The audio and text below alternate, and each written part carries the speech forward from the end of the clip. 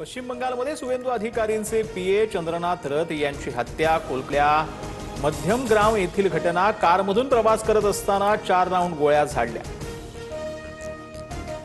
सुवेंदू अधिकारींच्या पीएच्या छातीत 3 गोळ्या लागल्या। डॉक्टरांनी तपासून मृत घोषित केलं। सुवेंदू अधिकारींच्या पीएच्या ड्रायव्हरलाही गोळी लागल्याची माहिती। 2 दुचाकी स्वार जे आहेत त्यांच्याकडून गोळीबार। टीएमसी स्वतःचा पराभव स्वीकारू शकली नाही। सुवेंदू अधिकारींच्या पीएच्या हत्येमागे टीएमसीचा हात, भाजपचा टीएमसीवर आरोप।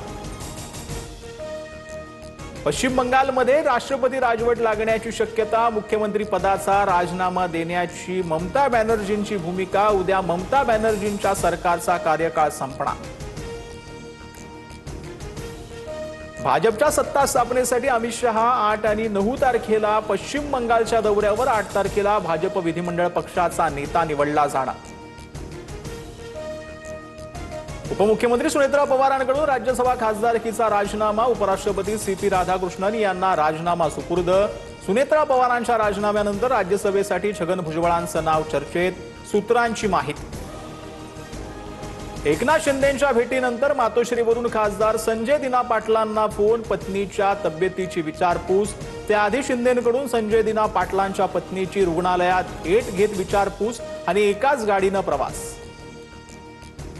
नाशिकच्या काळाराम मंदिरात सिंहस्थ कुंभमेळ्याच्या पार्श्वभूमीवर धर्मध्वजाची उभारणी। मुख्यमंत्री फडणवीसांसह माजी राष्ट्रपती रामनाथ कोविंद उपस्थित। काळाराम मंदिरात 64 वर्षांनंतर नवा धर्मध्वज फडकवला। गोकुळ दूध संघाची निवडणूक येत्या 90 दिवसात घ्या। सुप्रीम कोर्टाचे आदेश। दूध संघावर प्रशासक नियुक्तीच्या विरोधात सुप्रीम कोर्टात याचिका दाखल करण्यात आली होती। रत्नागिरीतील साई रिसॉर्ट प्रकरणात अनिल परब निर्दोष। अनिल परब यांच्यासह सर्व आरोपींची निर्दोष मुक्तता। पुराव्यांअभावी खेड न्यायालयाकडून सर्व आरोपींची निर्दोष मुक्तता। राज्यातील अधिकारी आणि कर्मचाऱ्यांच्या हिंदी परीक्षेवरून मनसे आक्रमक। वादानंतर हिंदीची होणारी परीक्षा स्थगित। मंत्री उदय सामंत यांचा निर्णय। एनपीएस लागू असलेल्या कर्मचाऱ्यांसाठी राष्ट्रीय पेन्शन योजना लागू। राज्य सरकारचा महत्त्वाचा निर्णय। पेन्शन योजनेसाठी कर्मचाऱ्यांनी पुकारला होता संप। नगरपालिका महापालिकेत समाविष्ट गावठाणांना प्रॉपर्टी कार्ड मिळणार। जमिनीचे 7 बारे उतारे आता बंद। महसूल मंत्री चंद्रशेखर बावनकुळेंचे निर्देश।